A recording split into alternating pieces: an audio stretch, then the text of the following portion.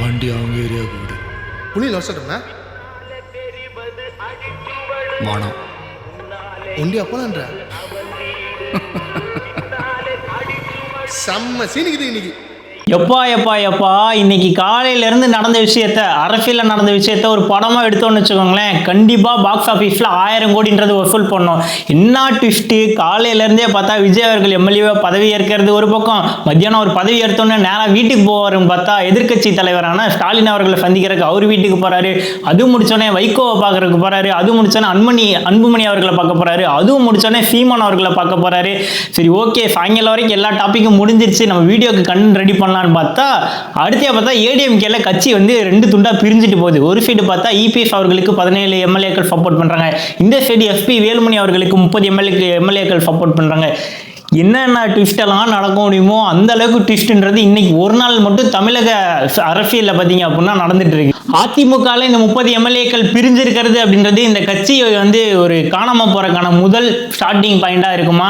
விஜய் அவர்கள் வந்து எதிர்க்கட்சி தலைவரான ஸ்டாலின் அவர்களை சந்திச்சதா இருந்தாலும் சரி, பாமக தலைவர் அன்புமணியை சந்திச்சதா இருந்தாலும் சரி, வைகோ அவர்களை சந்திச்சதா இருந்தாலும் சரி, சீமான் அவர்கள் சந்திச்சதா இருந்தாலும் சரி, இது எல்லாமே வந்து விஜய் அவர்களோட அந்த அரசியல் நகர்வு அப்படின்றது, அதாவது அடுத்த கட்ட பிளான் அப்படின்றது என்னமா இருக்கும் அப்படின்றது எல்லாத்த பத்தியுமே இந்த வீடியோல ஃபுல்லா டீட்டெயிலா வெல் எக்ஸ்பிளைனா பண்ண போறேன். நீங்க என்ன வாய்ஸ் ஃபார்மிங் கேங் கூட ஜாயின் பண்ணல அப்படின்னா இப்பவே வாய்ஸ் ஆஃப் பற்றி சேனலை சப்ஸ்கிரைப் பண்ணி ஜாயின் பண்ணிக்கோங்க. நம்ம 1200 பேர் இருக்கோம். ஸோ நீங்களும் ஜாயின் பண்ணி நம்ம கேங்கோட ஜாயின் பண்ணிக்கோங்க. ஸோ வளவலன்னு பேசாம டைரக்டா வீடியோக்குள்ள போயிடலாம். ஐ எம் வெற்றி, உங்களை வாய்ஸ் ஆஃப் பற்றி சேனலுக்கு வரவேற்கிறேன். யுனைடெட் ஃபார் ட்ரூத், உண்மை அறிய வாருங்கள்.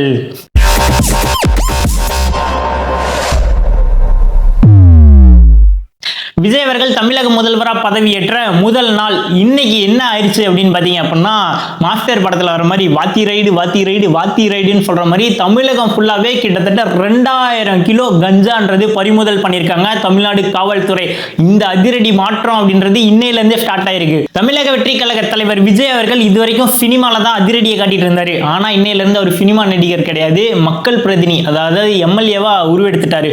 ஸோ அவரோட இந்த கேம் அப்படின்றது என்ன மாதிரி இருக்க போகுது அப்படின்றத ஒரு முக்கியமான கொஸ்டின். இன்னைக்கு காலையில சரியா ஒரு 10 மணில இருந்தே பாத்தீங்க அப்படின்னா இருக்க 234 தொகுதியில் இருக்க எம்எல்ஏக்கள் ஒரு சிலர் வந்து அந்த சீட்லாம் எடுத்துட்டு வரனால பதவி பிரமாணம் செய்ய முடியல. பட் இருந்தாலுமே வந்து நிறைய கட்சியில் இருக்க எல்லா எம்எல்ஏக்களும் வந்து பதவி எடுத்தாங்க, இன்க்ளூடிங் எதிர்கட்சி தலைவரான உதயநிதி ஸ்டாலின் அவர்கள் கூட டிஎம்கே சைட்லேருந்து சட்டசபை தலைவராக வந்து தேர்ந்தெடுக்கப்பட்டார்.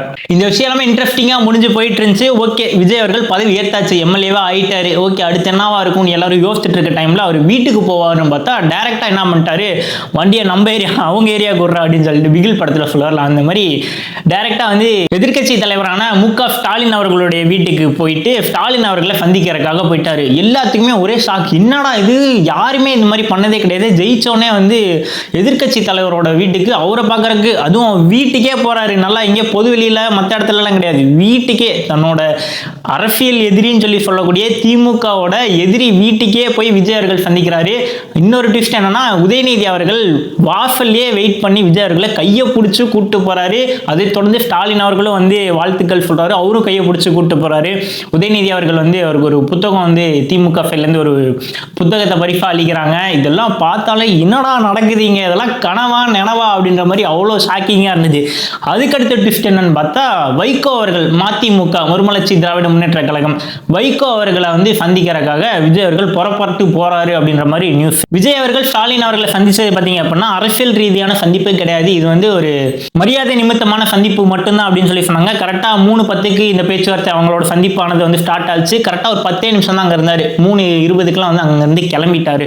ஸோ இதே மூலமா விஜய் அவர்கள் என்ன சொல்ல வராரு அப்படின்னா, நான் வந்து உங்களுக்கு எதிரி கிடையாது, நான் வந்து உங்களுக்கு ஒரு போட்டியாளர் தானே தவிர நான் உங்களுக்கு எதிரி கிடையாது. திமுகவும் சொல்லியிருந்தாங்க, நாங்கள் வந்து ஒரு எதிரி கட்சியாக இல்லாமல் நல்ல எதிர்கட்சியாக செயல்படுவோம் அப்படின்ற மாதிரி சொன்னாங்க. அதுக்கு தகுந்த மாதிரியே விஜய் அவர்களும் நான் வந்து உங்களுக்கு எதிரி கிடையாது, நல்ல போட்டியாளராக நான் விளங்குவேன் அப்படின்ற மாதிரி இந்த சந்திப்பானது நிகழ்ந்திருக்கு. அடுத்து நான் ஆல்ரெடி சொன்ன மாதிரி திமுகவோட மூத்த தலைவரான மதிமுகவை சேர்ந்த மறுமலர்ச்சி திராவிட முன்னேற்ற கழகத்தை சேர்ந்த வைகோ அவர்களை சந்திக்கிறதுக்காக விஜய் அவர்கள் போயிருக்காரு. அவர் வீட்டில் ஒரு இன்ட்ரெஸ்ட் இன்ட்ரெஸ்டிங்கான சம்பவம் நடந்தது. என்ன அப்படின்னா, வைகோ அவர்கள் வந்து விஜய் அவர்களை வரவேற்று உள்ள எல்லாம் பேசிட்டு இருக்காங்க. அதுக்கப்புறம் பேசி முடிச்சதுக்கப்புறம் வைகோ அவர்கள் வந்து தன்னோட வீட்டில் இருக்க உறுப்பினர்கள் வந்து ஒவ்வொருத்தர வந்து இன்ட்ரடியூஸ் பண்ணிட்டு இருக்காங்க. அந்த டைமில் அவர் வீட்டில் வேலை செய்யக்கூடிய அந்த பணிப்பெண்கள்லாம் இருக்காங்க பார்த்தீங்களா, அவங்களும் வந்து பார்க்குறக்கா அலோ பண்ணுறாங்க. அவங்களும் வந்து விஜய் அவர்கள் வந்து ஒரு யாராக இருந்தாலும் விஜய் அவர்கள்னு பார்த்தீங்க அப்படின்னா ஒரு சினிமாலேருந்து வந்ததுனால எல்லாத்துக்குமே பிடிக்கும் இல்லையா. ஸோ அங்கேயும் வந்து ஒரு விஜயோட ரசிகர் ஒருத்தர் என்ன பண்ணுறாங்க அப்படின்னா, விஜய் அவர்களை பற்றி இப்படி திருஷ்டி கழிப்பாங்களா அந்த மாதிரி இப்படின்னு சொல்லி பண்ணுறாங்க. விஜய் அவர்களும் அதே மாதிரி இப்படி பண்ணுறாங்க. அவர் வந்து எல்லாரோட மக்களோட மனசுலையும் நிற்கிறதுக்கான காரணம் என்ன பார்த்தீங்கன்னா, இந்த மாதிரி சின்ன சின்ன விஷயம் தான். மக்கள் என்ன கொடுக்குறாங்களோ அதே வந்து அவரும் அதே அன்பை வந்து கொஞ்சம் கூட குறை இல்லாமல் கொடுக்கறனாலே மக்களுக்கு வந்து ஒரு செல்ல பிள்ளையாகவே விஜய் அவர்கள் வந்து வாழ்ந்திருக்காரு வந்திருக்காரு. எல்லாத்துக்குமே ஒரு சின்ன எக்ஸாம்பிளாக இந்த விஷயத்தை நம்ம எடுத்துக்கலாம். அதை முடிச்சுட்டு அதுக்கடுத்து டைரக்டா பார்த்தீங்க அப்படின்னா, அன்புமணி, அதாவது பாமக பாட்டாளி மக்கள் கட்சி தலைவரான அன்புமணி ராமதாஸ் அவர்களை சந்திக்கிறதுக்காக அவரோட வீட்டுக்கு வந்து போகிறாங்க. சேம் அங்கேயும் அதே மாதிரி பார்த்தீங்க அப்படின்னா இதே மாதிரி சம்பவம். அவங்க வீட்டில் இருக்கக்கூடிய மெம்பர்ஸ் எல்லாமே வந்து விஜய் அவர்களோட சேர்ந்து புகைப்படம் எடுத்துக்கிட்டாங்க. அதுக்கடுத்து என்னன்னு பார்த்தீங்க அப்படின்னா, சீமான் அவர்களோடையான சந்திப்பு யாருமே எதிர்பார்க்காத நடந்தது. சீமான் அவர்கள் வந்து அணின்னு கலாய்ச்சதா இருக்கணும். அதுவும் சொல்ல போனால் சட்டை பிடிச்ச சாட்டை எந்த அளவுக்கு வச்சு செஞ்சாரு டிவிகே இருந்தாலும் சரி, டிவிகே ஃபேன்ஸ் வந்து நாம் தமிழர் கட்சி எந்த அளவுக்கு வச்சு செஞ்சாங்கன்றது எல்லாத்துக்குமே தெரியும்.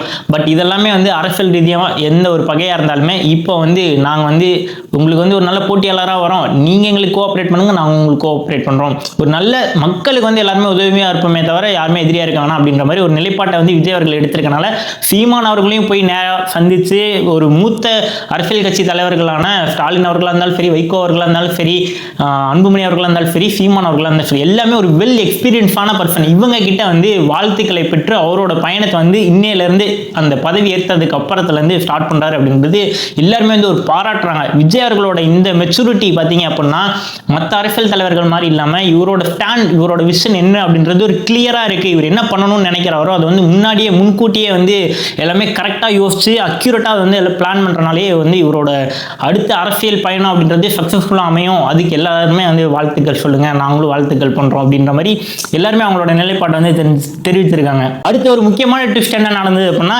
ஏடிஎம்கேல எஸ்பி வேலுமணி அவர்கள் தலைமையில் 30 எம்எல்ஏக்கள் இன்னைக்கு இருக்கக்கூடிய தற்காலிக சபாநாயகரான கருப்பையா அவர்களிடம் வந்து போய் மனு கொடுத்துருக்காங்க. நாங்கள் எங்களுக்கு வந்து ஏடிஎம்கேல வந்து இந்த மாதிரி சட்டமன்ற குழு தலைவராக வந்து எடப்பாடி பழனிசாமி அவர்களுக்கு பதிலாக எஸ்பி வேலுமணி அவர்களை வந்து நாங்கள் ஆதரிக்கிறோம் அப்படின்னு சொல்லிட்டு 30 எம்எல்ஏ டோட்டலாக அவங்கள்ட்ட இருக்கிறது வந்து 43 சம்திங் அந்த மாதிரி எம்எல்ஏக்கள் தான் இருக்காங்கன்னு நினைக்கிறேன். கூட்டணி கட்சி இல்லாமல் நான் சொல்கிறேன். ஓகே, 43 தான் நினைக்கிறேன் இல்லாமல் இருக்காங்க. ஸோ அதில் வந்து பார்த்தீங்க அப்படின்னா 17 எம்எல்ஏக்கள் வந்து காலையிலேயே வந்து ஆதரவு தெரிவிச்சிட்டாங்க.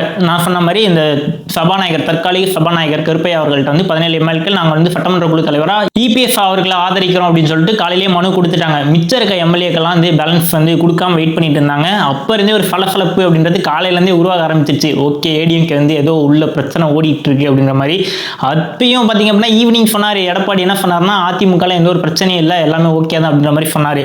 ஆனா விஜயர்களோட இந்த பரபரப்பு சூழல் முடிஞ்சதுக்கு அப்புறமே பார்த்தா அடுத்த ட்விஸ்டா, அடுத்த நான் வரம்படுற என்ட்ரியை கொடுக்குறேன்ற மாதிரி அடுத்த ஒரு ஃபிளாஷ் நியூஸ் இந்த நியூஸ் வர ஆரம்பிச்சிருச்சு. இப்போ ஒரு முக்கியமான கொஸ்டின் என்னன்னா, ஏடிஎம்கே வந்து இப்போ 2 டீமா பிரிஞ்சாச்சு. ஒன்று வந்து எடப்பாடி அவர்களோட தலைமையில் இருக்காங்க, இன்னொருத்தவங்க பார்த்தீங்க அப்படின்னா எஸ்பி வேலுமணி அவர்களோட தலைமையில் இருக்காங்க. ஸோ இந்த முடிவு அப்படின்றது பார்த்தீங்க அப்படின்னா ஏடிஎம்கேவோட அந்த கட்சியோட கடைசி அத்தியாயத்தில் இருக்கமோ, அந்த கட்சி இனிமேல் குழி தோண்டி புதைக்க போகிறாங்களா அப்படின்ற மாதிரி தான் எல்லாத்துக்குமே ஒரு கொஸ்டின் இருக்குது. ஏன் சொல்கிறேன் அப்படின்னா, இந்த 30 எம்எல்ஏக்கள் வந்து எஸ்பி வேலுமணி அவர்களுக்கு ஆதரவாக போயிட்டாங்க அப்படின்னா மிச்சம் இருக்க இந்த 17 எம்எல்ஏக்கள் ப்ளஸ் எடப்பாடி அவர்கள் என்ன பண்ணுவாங்க அப்படின்றது தான் கொஸ்டின். அதே கட்சியிலே நிலைச்சு இருப்பாங்களா, இல்லை அந்த கட்சியை விட்டு வெளியில் வந்து வேற ஏதாவது மாற்று கட்சிக்கு வந்து சப்போர்ட் பண்ணுவாங்களா, இல்லை ஆளுங்கட்சின டிவிக்கு கூட சேருவாங்களா அப்படின்றது தான் எல்லாத்தோட முக்கியமான கொஸ்டின். ஒருவேளை அந்த மாதிரி மட்டும் நடந்துச்சுன்னு வச்சுக்கோங்க, விஜய் அவர்களுடைய கட்சின்றது தனிப்பெரும்பான்மை பெற்று அந்த மெஜாரிட்டி 108 சீட் பெற்றிருந்தாங்களே, இப்போ வந்து அந்த ஆதரவு கட்சிகளோட சேர்த்து 120 சீட் இருக்கு. இந்த 17 எம்எல்ஏக்கும் வந்து சேர்ந்தாங்க அப்படின்னா 137 சீட்டுன்றது கன்ஃபார்ம் ஆயிரும். ஸோ யாருமே அடுத்த 5 வருஷத்துக்கு அசைக்க முடியாத ஆலமரமாக விஜய் அவர்களுடைய கட்சின்றது கண்டிப்பாக இருக்கும். ஒருவேளை ஏடிஎம்கே 2ஆக உடஞ்சது அப்படின்னா விஜய் அவர்களுக்கு சாதகமாக அமையுமா, இல்லை புதுசாக உருவாகி இருக்கக்கூடிய எஸ்பி வேலுமணி அவர்களுடைய தலைமையில் அந்த கட்சி வந்து ஒரு நல்ல ஆதரவு பெற்று சாதகமாக அமையுமா, இல்லை எடப்பாடி அவர்களுக்கு சாதகமாக அமையுமா, நீங்கள் என்ன நினைக்கிறீங்களோ அதை மறக்காம கீழே கமெண்ட் பண்ணுங்க. காலையில் டிவி ஓப்பன் பண்ண தான் பண்ணேன், சட்டமன்றத்தில் வந்து எம்எல்ஏக்கள் பதவி இருக்கிறாங்கன்ற ஃப்ளாஷ் நியூஸ் நானும் பார்க்குறேன். மதியானம் வரைக்கும் ஓடிட்டு இருந்து மதியானத்துக்கு மேலே பார்த்தா திடீர்னு விஜய் அவர்கள் வந்து எதிர்க்கட்சி தலைவரான இவர் ஸ்டாலின் அவர்கள் சந்திக்க போகிறாருன்னு சொல்லி சொன்னாங்க. அது 2:30 மணி, ஓகே 3 மணி ஆயிடுச்சு. அதுக்கப்புறம் பார்த்தா அன்புமணி, அப்புறம் வைகோ, அப்புறம் சீமான், இந்த மாதிரி பார்த்தா சாயங்காலம் ஆயிடுச்சு. சரி ஓகே நீங்கள் நல்ல கண்டென்ட் கிடச்சிச்சு வீடியோ எடுக்கலான்னு பார்த்தா திடீர்னு ஏடிஎம்கே இந்த மாதிரி 2ஆக உடைய போகுது. ஆல்ரெடி இவங்க வந்து 30 எம்எல்ஏக்கள் வந்து தனியாக போய் சபாநாயகரை சந்தித்து ஆதரவு கடிதம் கொடுத்துருக்காங்க அப்படின்ற மாதிரி நியூஸ்ல வருது. என்னடா நடந்துட்டு இருக்கு தமிழ்நாட்டு அரசியல் களத்தில்? அவ்வளோ இன்ட்ரெஸ்டிங்கான விஷயம்ன்றது போயிட்டு இருக்கு. இந்த மாதிரி எல்லா அப்டேட்டுமே உடனுக்குடன் அதுவும் டீட்டெயிலாக தெரிஞ்சுக்கணும் அப்படின்னா நீங்கள் வாய்ஸ் ஆர்மிக்கு கூட ஜாயின் பண்ணிக்கோங்க. விஜய் அவர்கள் எல்லா எதிர்க்கட்சி தலைவர்களையும் சந்திச்சு நான் வந்து யாருக்கும் எதிரி கிடையாது, எல்லாத்தையுமே நான் வந்து அரவணைச்சு ஒன்றா கொண்டு போவேன் அப்படின்ற மாதிரி அவரோட ஸ்டாண்ட் எடுத்திருக்காரு. இன்னொரு பக்கம் என்னன்னா ஏடிஎம்கே வந்து 2 கட்சியாக உடஞ்சிட்டு போயிட்டு இருக்கு. ஸோ இதெல்லாமே வந்து அடுத்த தமிழக அரசியல் காலத்தில் ஒவ்வொன்றும் நடக்க போகிற விஷயம் எல்லாமே வந்து ஒரு த்ரில்லர் படத்தில் வரும்ல, ஒரு பேய் படத்தில் பேய் வந்து பயமுறுத்தல பேன் அப்பப்போ அந்த மாதிரி ஒரு சீனும் வந்து சும்மா வேறு லெவலில் நமக்கு கண்டென்ட் வைரல் வேறு லெவலில் கிடச்சிட்டு இருக்கும். நீங்கள் எல்லாமே தெரிஞ்சுக்கணும்னா சப்ஸ்கிரைப் பண்ணி வச்சுக்கோங்க. உண்மையில உடனுக்குடன் தெரிஞ்சுக்கொள்ள வாய்ஸ் ஆஃப் டீச்சர்லாம் சப்ஸ்கிரைப் பண்ணிக்கோங்க.